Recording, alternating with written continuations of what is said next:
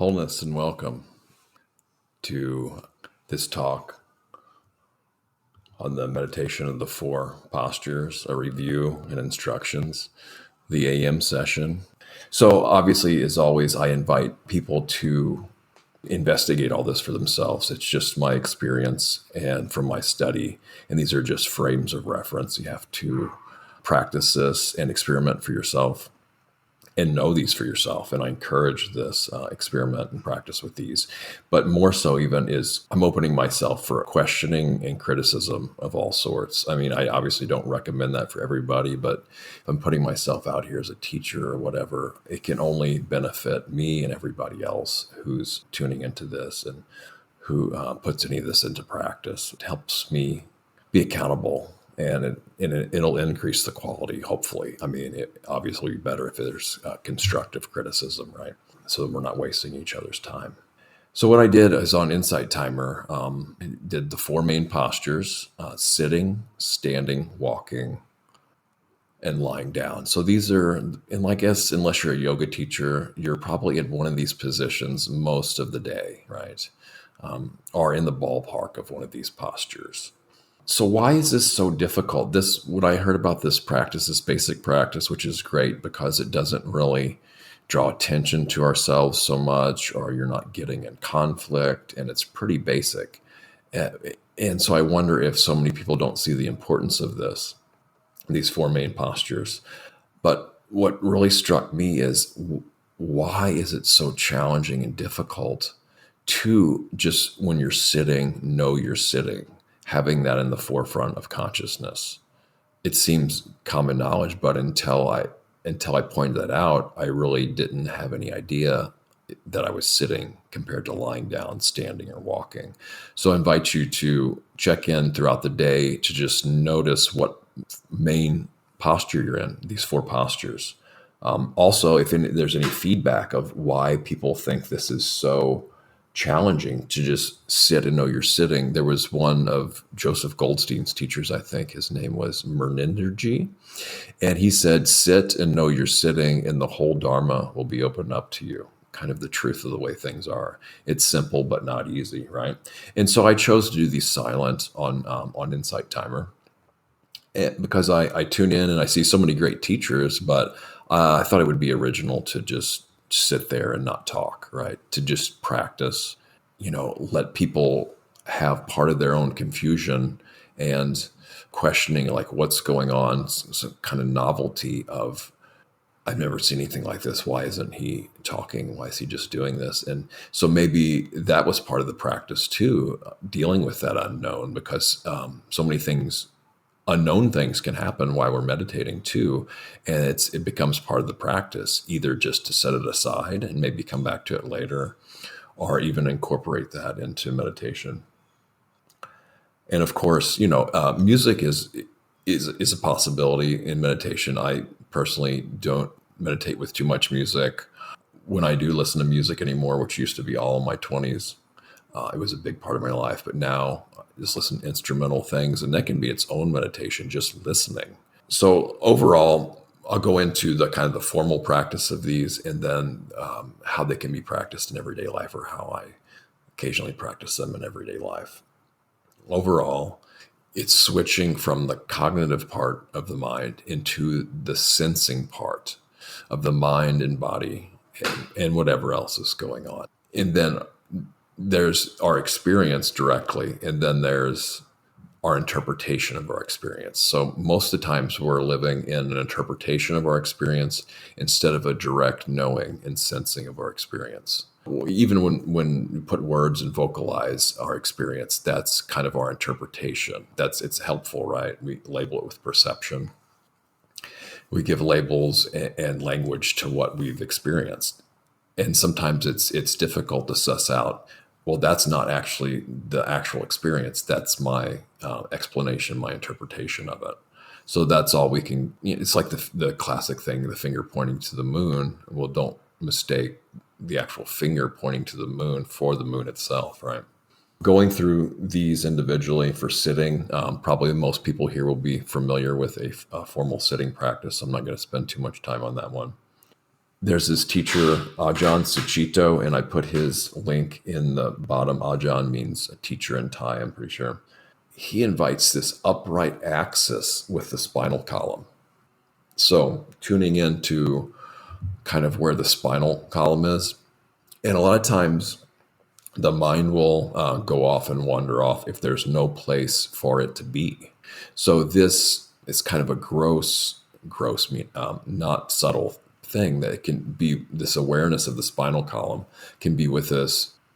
And so instead of the mind going all over the place, that's going to happen from time to time, obviously, it gives the mind an actual physical place, also energetic, and ties in with our sensing as well.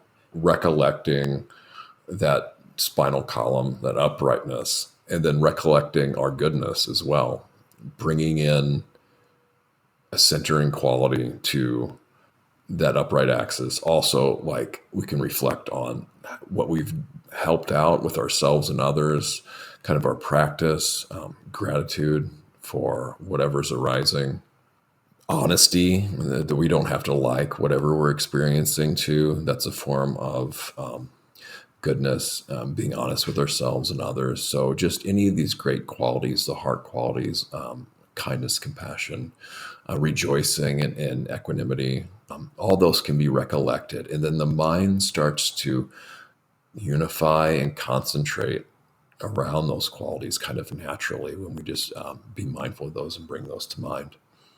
So in sitting, Denny, that I do occasionally, I've taken a little break from his Saturday thing just for a little bit, for a while, until I decide how I want to go forward with that. He talks about I think he calls it the Vyachara. Sanskrit, it's horrible, sitting posture. So there's I forget how many different points you go through. But I mean, just more simply and more generally, your knees need to be lower than your hips for more extended comfort. Knees should be touching the floor. Whatever you need to do for adjustments for the posture and whatnot. I know for me, not having any kind of formal thing with meditation, I was getting a couch cushion off, putting it on the floor, and then trying to sit on that. And well, of course, my back hunched, and it was wild. It did help me correct posture through kind of having to force my muscles upright. But anyway, that's kind of standard for sitting. And then, of course, choosing a meditation object is really helpful. There's so many different types, so I won't go into that. Standing, I did this the other day in my weekly meditation that I volunteer with. And it's just putting the feet about hip distant apart and bending the knees slightly, kind of actually just locking them for a second so you know where your knees are locked at. Might help. And then you can lock your hands however there's comfortable, even leave them at the sides as well. And this is one to do when you're tired, because as far as I know, no one has ever fallen asleep. There's been some times when I've really been sleepy and I started to fall asleep. But as my body starts to fall, I wake up and I catch myself, and I've never fallen over. So if you find yourself nodding off in sitting meditation, if you really want to do it, you still keep meditating without falling asleep, you can stand up and do standing meditation. All right, now to the lying down. This is probably the most challenging one to do because our body is just kind of encoded to go to sleep when we're lying down, right? So there's different methods. I mean, in yoga, there's a constructive rest, so you can actually put your knees in the air, hands down to the side. And then when you start to fall asleep, the hands will fall over, the knees will fall over. The one I did on Insight Timer is kind of in the lion's pose. I don't know if that's the same thing as in yoga, but it's the one, if you ever see the Buddha lying down, kind of support your head. The Shifu or master that I studied with, he puts a little pillow into his stomach, so it gives kind of like a physical feedback of focusing on the breath. Can help if the eyes are open a little bit as well. There's some other things, like Denny says, there could be a point where we're not able to have any other posture but lying down. And so that's why it can be so important. Now, walking meditation formal, what I was doing on there, for me, it helps to have bare feet, contact with the earth. I know it's getting cold here, so that's not always possible. There's several methods. You can just simply focus on the sensations in your feet, like you're getting a foot massage, and just keep bringing the tension back to that. You can also note lifting, moving, placing. So when the foot rises up, that would be lifting, and then when it moves, it's moving, and then when it sits down, that's placing. So if you like to kind of neurotically label things, I've been there, done that, still do sometimes. That's one way to involve the mind on the process and to keep it from wandering off as much. But eventually you can remove those labels and you could just sense lifting, moving, placing. And you can also notice really details like the foot will go down maybe towards the arch, and then the heel will go down, and then the toes are all variations thereabouts. So the transitioning, so we can be mindful of when we transition between the four major postures. Okay, so in everyday life, I guess the most important ones are the walking in everyday life. I'll just touch on that. You can still blend into the crowd. You can just pay attention to the sensations in your feet. That's the easiest way, and just walk normal. You can also imagine you're moving through water, so your shoulders and hips are swaying as well. Well, guys, that's it. Wholeness and welcome. The first link is a YouTube video of the Insight Timer Live events that I've recorded. It's under a minute long, and I did silent sitting, standing, walking, and lying down.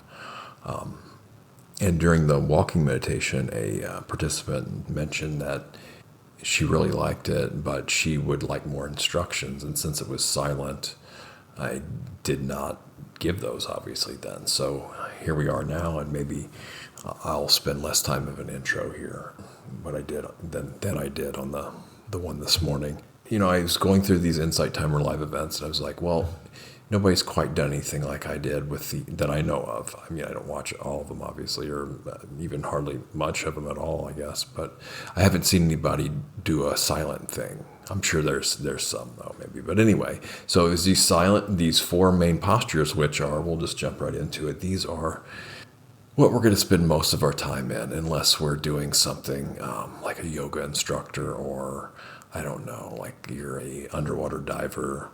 But for the most part, these four main postures are what we spend most time in. And there's formal practices with these, and we can practice with these in everyday life as well.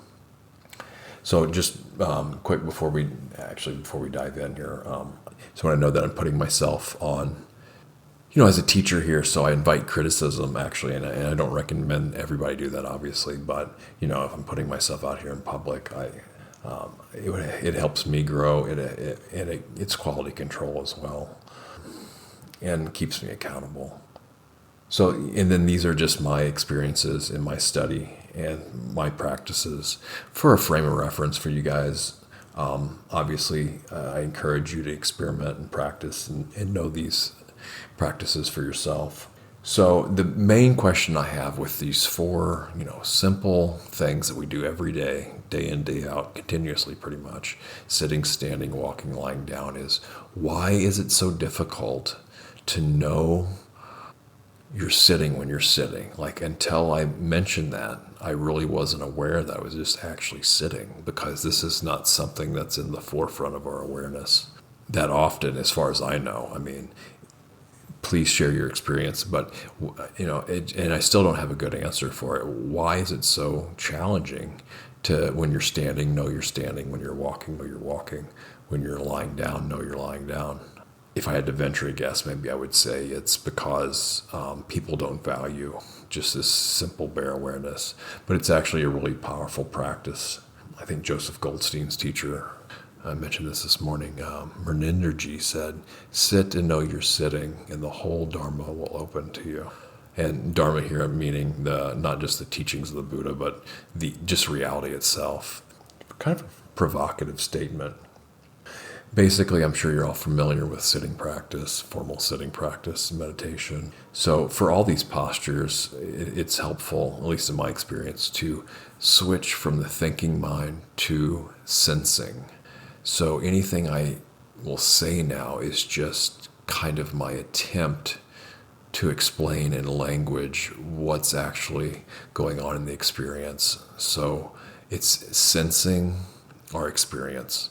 So basically it's like sensations. So if we're choosing breath as an object, we might feel pressure, movement, might feel tingling, coolness, warmth, vibration, pressure, lifting, subsiding.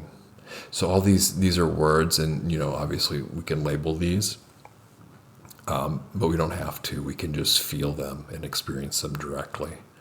And of course, it's okay to explain your experience afterwards. We have to do that to relate to each other. And of course, relationship is everything in life, even to ourselves and our own experiences. Now, moving on to standing. Standing meditation doesn't get as much airplay, I guess, as sitting or even walking meditation.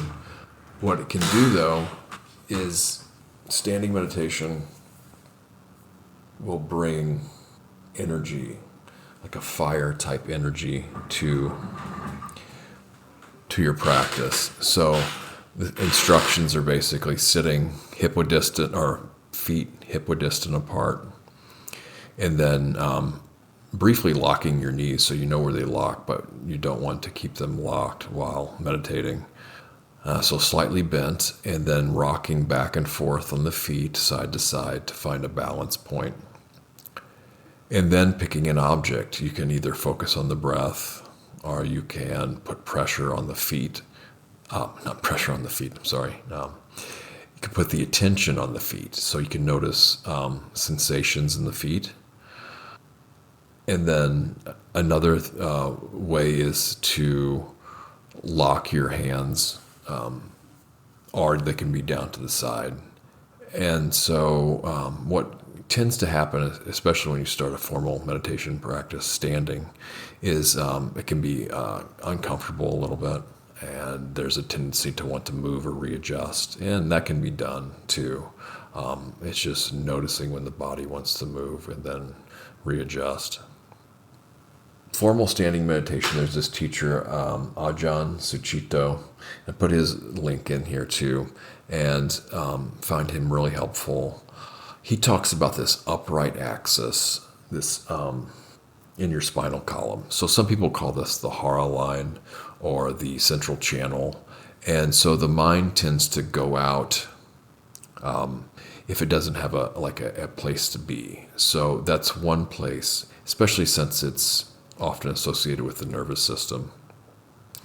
So when the mind collects and gathers in the central channel, the upright spinal column, and then we recollect good, wholesome qualities, skillful qualities, wise qualities, maybe things that have benefited us, benefited others, gratitude, the heart qualities like loving kindness, compassion, rejoicing, equanimity. Then the mind tends to gather and unify by itself. And what better way to have attention placed than in the body, on the central nervous system, and all the other things going on in that area of the body, and the way the winds move through the... Okay, so that's standing meditation. Now lying down meditation is, there's a formal practice. So like I was talking this morning, you can do, if you're into yoga asana, you can do constructive rest with knees in the air, obviously, and sides of the hands down. So when you start to fall asleep, the knees will tip over, and that will wake you up. Also, going back to standing really briefly, as far as I know, no one's ever fallen asleep and fell over while they're standing meditation. I've started to fall asleep many times, and the body will just wake itself up and recorrect before you get into any kind of danger zone. It's really quite interesting if you've never experienced that. It's something that, because the body has its own intelligence, right? We walk over ice and we don't have to think about balancing or, oh, I'm slipping. The body just readjusts and corrects itself if we're in the body, right? Okay, so back to lying down. The formal lying down process. The other one is lion's pose or lion's posture. I don't know if it's the same as in yoga, but with the head on the arm. And the Shifu or master, Dharma master I learned from, he puts like a pillow or something in his pressed firmly up against his gut. So there's like a physical presence for feedback, because lying down meditation can be very challenging because, we're associated with falling asleep when we lie down. So in everyday life, that can be practiced as just kind of have an intent to do some formal lying down meditation before we go to sleep, or, so eventually you'll fall asleep. But before that, we can take a few breaths, conscious breaths or whatnot. There's even a way to set the resolve to, I haven't done this yet, become conscious of the last breath we take to know if it's an inhale or an exhale before drifting off to sleep. Now, I have been able to a few times notice if it's an in-breath or an out-breath upon awakening. That seems a little bit more doable, still very challenging, but that's one way to also do formal lying down meditation with sleeping. Now, walking, for me, it helps to have bare feet on real earth or natural material to kind of get that feedback and negative ion exchange with the earth, which is the healthy negative ion exchange. If you have a salt lamp, that's the same thing. You can look that up. You look up earthing. Earthing is really healthy for all kinds of different things. So with walking, there's the method, formal walking meditation. You can lifting, moving, placing each foot. So if you like to mental note things, lifting one foot, moving, and then placing. What I was doing more of this. The Dharma master he calls it his Tai Chi walk, where the weight's in the back foot, and then the foot going forward is placed. And then once it's firm, only when it's firm is when the next foot goes forward. And like I said, the weight's always on the back foot. And then when we notice our foot touching the ground, a lot of times it will go different ways, very subtly. So like the ball, and then maybe the toes, and then the arch, and then the heel, or it could be, the heel, the ball, the toes, the arch. So, and then there can be all kinds of variations, and, how much pressure is on each toe, or what order the toes go down, and, the timing of it. So, I mean, obviously you're not going to think of all these things and label them and visualize them or whatever, or I guess you could, but it's just feeling and sensing that, and it can get very subtle, but it doesn't have to be either. So I'll just spend a few moments here about how to do this in everyday life without drawing attention to yourself to these things. So we talked about lying down a little bit, but so the transitioning stage, though, in formal practice. So that's one of the most challenging things. So if you get up from a sitting practice, a formal sitting practice, it's to keep the mindfulness, being aware that it's the posture is being changed from sitting to standing, and then from standing to walking, or however you transition to lying down, and then back from lying down up. Okay, so everyday practice, the sitting. I don't really have many good things to add on this. I know it's a whole nother can of worms for interacting with the computer, which I have really challenging with staying mindful when interacting with computers, to the point where sometimes I will notice that my body's tense and hunched up, and I'll just ignore it and keep interacting with the computer. If you guys have tips, chime in here. I know there's a few things, but I'll bypass them today. Standing, that's pretty in everyday life. It's not too much we stand. Although if you're in the grocery aisle line, you can stand and just be aware that you're standing, right? And be aware that seeing is happening. Of course, walking, this is the most common one, and then I'll wrap up here. You can walk like you're moving through water. So the hips and shoulders can sway like moving through water. Also, just walk normally and pay attention to the sensations in your feet at a normal pace. That's another good way to do it.